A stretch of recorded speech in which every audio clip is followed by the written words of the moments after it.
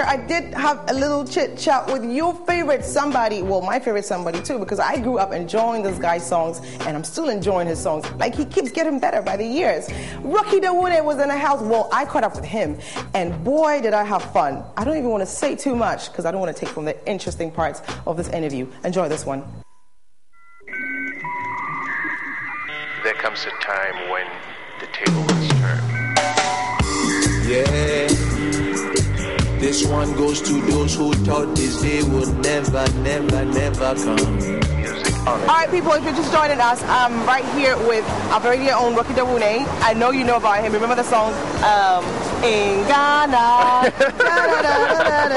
in Ghana. I used to love that song. And he's here in Ghana, as always. You come around this time. Yes. Why around this time, though?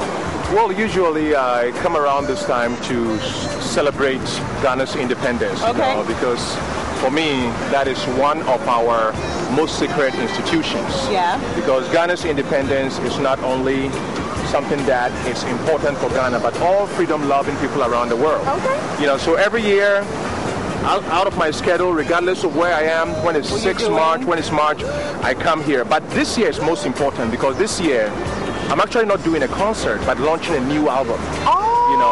Hymns for the Rebel Soul, yes. Okay, you know what? Let's just backtrack because I'm so excited about talking to you. Yes. I mean, I grew up watching you. I loved you in Ghana. Yes. And then suddenly, I didn't hear anything from you for a minute. Yes. Now, who is Rocky Dawuni? Well, for me, Rocky Dawuni is really, I would say, a musical child of Africa, My intention from the onset has been, to really use music as a tool to not only bring Africa to the world, but bring the world to Africa. Now, is that your name? Like, is Rocky actually your name? Yeah, Rocky's my name. Rocky? Yeah, but the full name is David Rocky Dawuni. African reggae fever, catch it.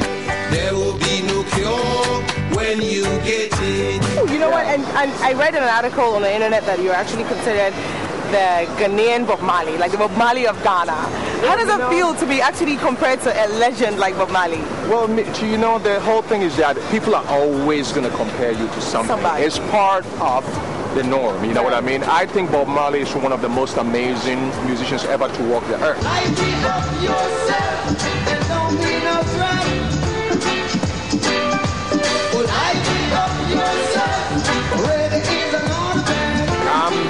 Working purposefully to use music, as to travel around the world, use music to create engagement among people, Yeah. And I think Bob Marley too, during his lifetime, that was one of his intentions, But ultimately, I believe it's all to lead people towards God. Okay. So if I'm doing that work, Bob did that work, and for some reason everybody sees that it is that, all that work is really worthy of that comparison, then for me it's a great thing, you know what I mean? I see it all as in a positive light.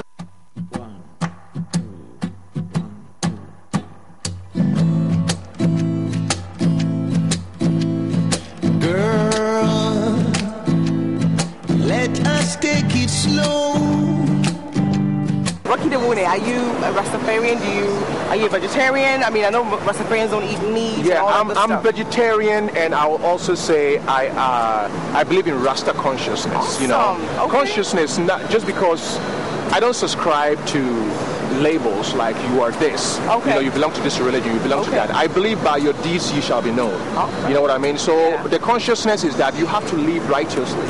And so in doing so, I believe that that allows me to walk into a church with the same consciousness, because goodness is goodness wherever you go. Walk into a mosque, walk into any other place, as long as people are preaching goodness, righteousness, and togetherness, and also talking about God, then for me, that is all part of my own. That's where I belong, Listen to my music before you go.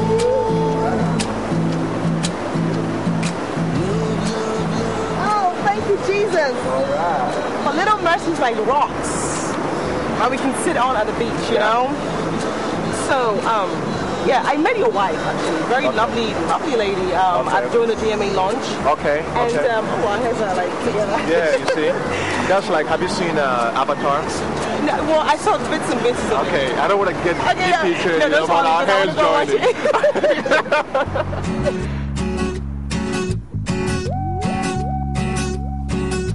I stood up on a rock on your holy mountains, beholding your beauty overcame me like a song.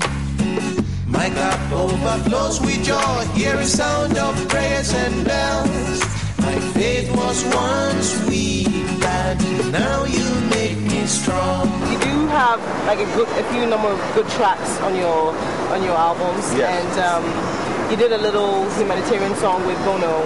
I mean, I know Bono does a lot of humanitarian stuff. I remember when New Orleans happened, he was right there on the field. He was one of the first people to get there to help the victims in America. Yes. So how was it? How do you feel? Well, the whole thing came out from this Grammy Award-winning producer called Mark Johnson. Okay. Who decided, to put together, his whole concept was to use music as a means of peace. Of course. So he wanted to do a version of War No More Trouble. Okay.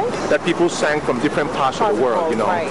And by then too, I had just come back from a tour of Israel. So he came up, we started speaking, and he's like, well, he wanted to film me and record me for the track. Right. And then I also told him that if it's for peace, you got to go to Israel. There's all these really cool people that I had just interacted, and you should go there and then record them, Once I recorded my part, one of the producers' name is Norman Lear. Norman Lear is one of the biggest, hugest producers in America. Right.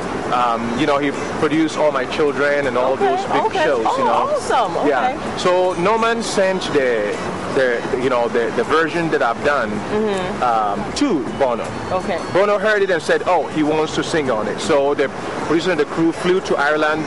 They filmed him.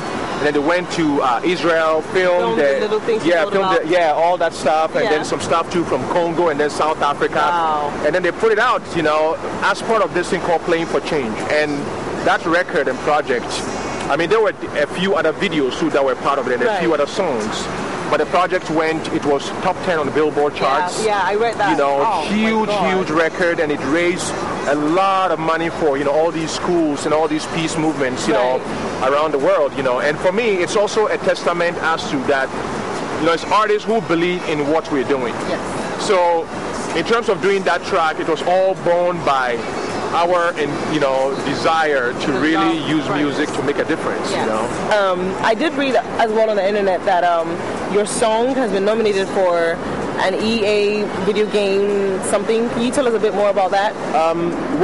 EA and FIFA right, do all the video games, and then this new album, Hymns for the Rebels, so already the first track, Download the Revolution, which is one of the songs that's used for the FIFA 2010 video game. Yes. And that's one of the biggest selling video games so far. And then for the World Cup, FIFA and EA are also doing a special video game that is going to be for the World Cup in South Africa. Okay. And African Reggae Fever, my track, is one of the songs that have been chosen for that. African Reggae Fever, catch it. There will be no cure when you get it. Now, when you come back to Ghana, reggae music is not as popular as it used to be, let's say, in 99 or 2000. Yeah. It's pretty much phasing out. Now it's all about GH music, GH rap.